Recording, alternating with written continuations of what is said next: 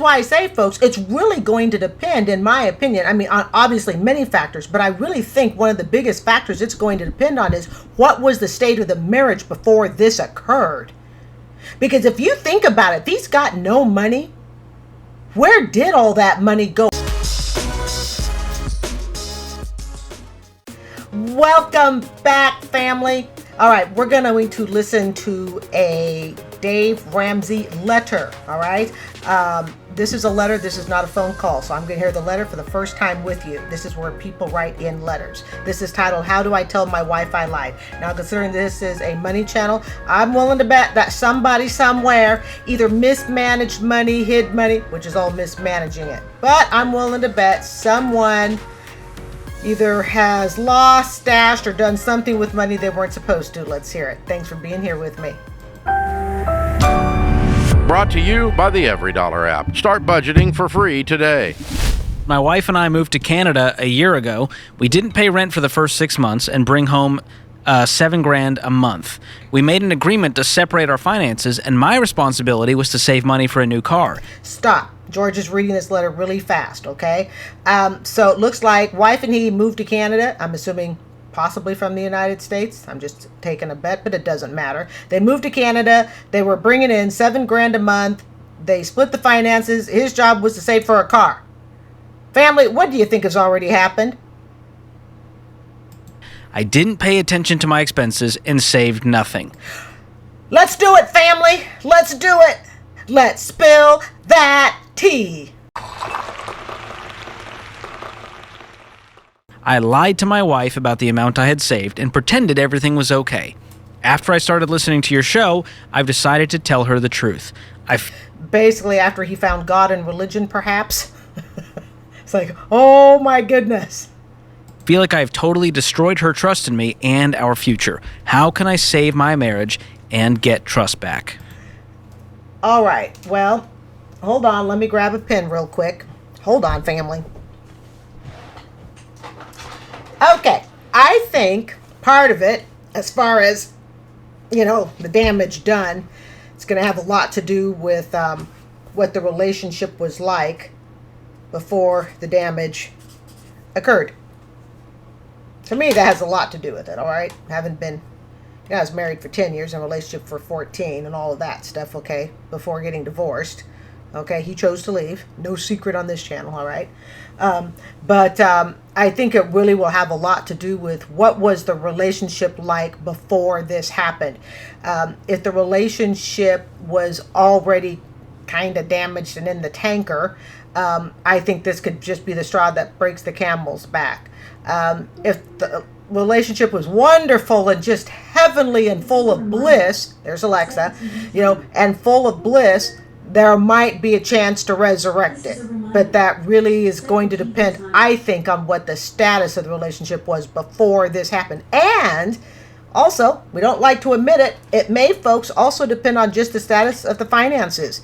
Depending upon how much money this was, if we're talking, they're broke, they're near poverty, and this is what he did, then that could also be a factor as well. I usually tell people that your feelings don't tell you the truth. But in this case, Adam, your feelings are telling you the truth. You did destroy her trust in you and her trust in your future. 100% you did. George, this whole situation is a mess. Well, it started with Wait, and something else. Sorry, guys, I was looking for a smaller pen. There's something else to also, I think, consider on this. I think it's going to have to do with their ages. Okay? Perhaps a young couple, all right, can recover from this. Again, if they were just in wedded bliss and it's part of the learning bumps, of a relationship. Again, I was going to say it's unforgivable. It really depends upon the situation, all right? But a really young couple might be able to cross this. If you're talking my age and, you made this type of mistake, that gets pretty serious, because at that point, I'm thinking you should have enough experience under your belt. You would know, if nothing else, come and tell me, hey, I didn't make the car payment this month, or I didn't make the savings goal this month. In other words, if if this is an older couple, if by this stage, and they are an older couple, and I think, 40s on up, all right, 40s on up, and you still can't talk, excuse me, you can't talk to your mate about money, there's a problem, and it's bigger than the savings account. But if you're talking someone in their 20s, and I'll even forgive them and say in their early 30s, okay, there might be a pass, and that's a really big might.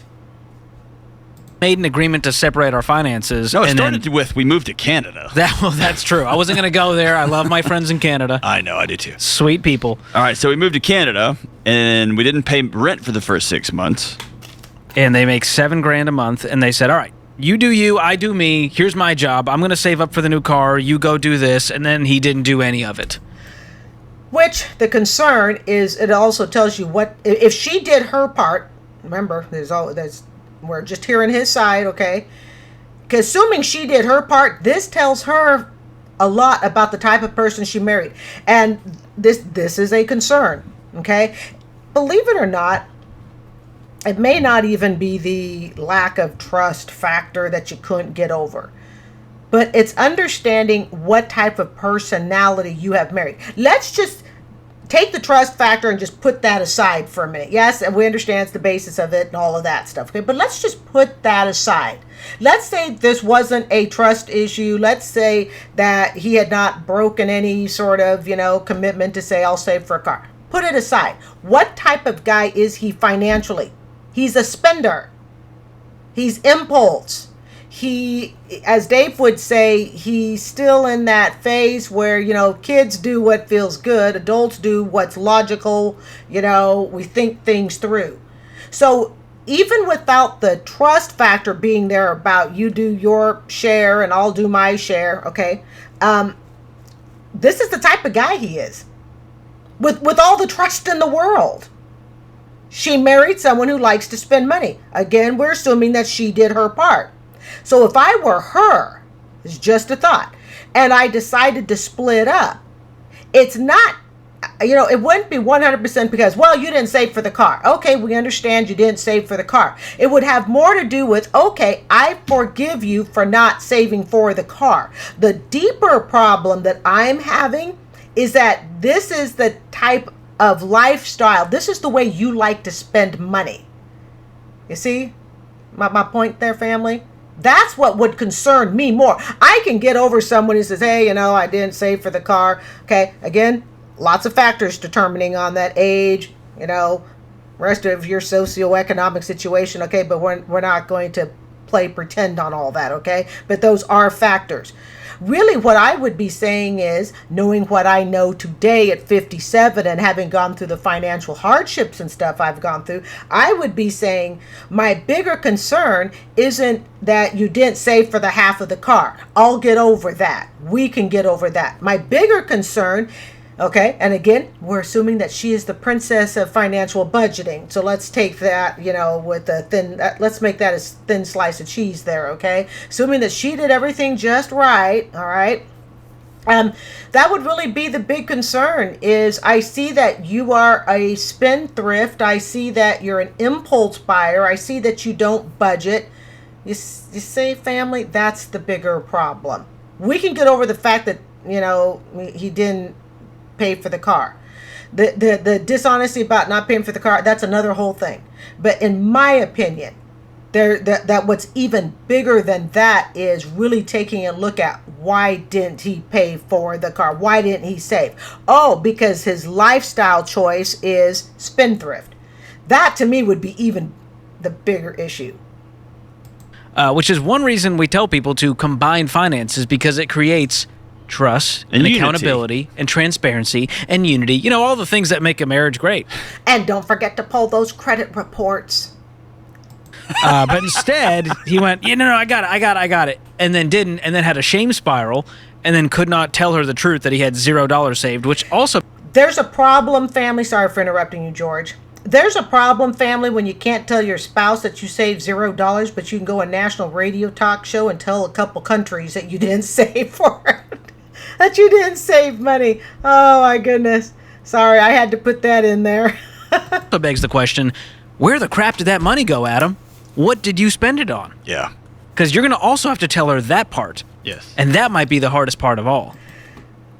Family, I think that deserves a yay. That's exactly what I was saying. Believe it or not, it's not the fact that that he didn't save for the car, okay? Not saving for the car in and of itself is recoverable. The next level of problem is that he lied about not saving for it. And then the bigger problem, as I've stated, is this is his lifestyle. And I think a lot of whether or not this is going to recover is truly going to be based on their age. And we could say, well, if they're, I'm kind of saying it, I've already said it, but kind of, if they're younger, they can get over it. But the scary part is if they're younger, she may not see what type of person she's actually married to, and this cycle repeats itself again. That's where a big problem is. Because at 57, I can look at it and I can go, wow, you know what? He's going to do this again. And this isn't going to be next time over a car. It's going to be over something else bigger. And if he can't, excuse me, I just hiccuped. If he can't account as to where that money went, that too is in and of itself is also a problem. It's when you realize you've painted a wall with a lie and you start wallpapering over that lie with other lies, and all of a sudden you are in a pretty thick padded room here with nowhere to go. It's like a Ponzi scheme. You can build and build and eventually it falls apart. Here's your path forward, Adam. You tell her we have to have a hard conversation, and I made some huge mistakes and I need to be honest with you. And then you take a pause, and she's going to want to say, tell me right now what happened. Say, this is not the time for that. We're going to meet in 30 minutes at a restaurant. We're going to meet in 30 minutes in a park in a neutral location. Oh, hell no. If you've got bad news to tell me, you might as well just tell me right then and there. Sorry. Don't sit and come to me and go, I got something really bad I need to tell you. And I'm even leaving the kitty ears, or in this case, the bear ears at home to do it. These are the bear ears, okay? I'm leaving them at home. And I need to meet you in a restaurant in 30 minutes. You know what that's going to do to my poor gut for the next 30 minutes? I'd be the type to go, forget meeting you in 30 minutes. If you just can't tell me, I'm not going to sit around and waste my time. Or worse yet, you get someone who goes, fine, this is so bad, it must be the end of the relationship, the end. In other words, I don't want you to dissect me slowly. I must have hit a button or something. So anyways, the thing is this. I'm the type, I would definitely not want you to wait 30 minutes to tell me what's going on. You need to just tell me, okay? You can tell me right over the phone, I didn't save money for the car. I know you're going to be really upset, yada, yada. Okay, now I know. I know it's about a car, you see? But that's just me. I made some huge mistakes and I need to be honest with you. And then you take a pause, and she's going to want to say, tell me right now what happened. Say, this is not the time for that. We're going to meet in 30 minutes at a restaurant. We're going to meet in 30 minutes in a park in a neutral location, or somewhere in the living room where you don't normally have hard conversation. I was thinking, well, if you're meeting at a park or a restaurant, it sounds like something dangerous. We need to change the environment for this one, because this is a before and after conversation. Your marriage, if it survives this, will be different. And George's... This is why I say, folks, it's really going to depend, in my opinion, I mean, on obviously many factors, but I really think one of the biggest factors it's going to depend on is what was the state of the marriage before this occurred. Because if you think about it, if he's got no money, where did all that money go? What has it been spent on? George's question that he raised is key. If this happens to me, after I get over the initial shock, I'm going to ask what happened to, $3,500 times 6 months. Where's... Dang, 3, 6, 9, 12. That's over 18 grand. Where did $18,000 go? This is where their youth could be very damaging to her as the wife. All right? Not so much to him. Now, again, we're taking the facts of the call as we know it, and we're assuming she is just a perfect angel, okay? So just play along with there. That's really a big problem. Like I said, this is one of the cases where the lie is not the biggest thing. I kind of wish it were, but it's really not. It's where did $18,000 go in a 6-month period? More than 18, more like 21,000. Where did that go? I mean, if you really want to put it down in terms, that's what people take home in a year. That's a whole year's salary for many, many households. Where's that money? And is it in food? Is it in gambling? Is it in guitars? Is it, like, what is that money? Where is it? Can you get any of it back? Is it gone? All those questions, you better have answers for those as you sit there.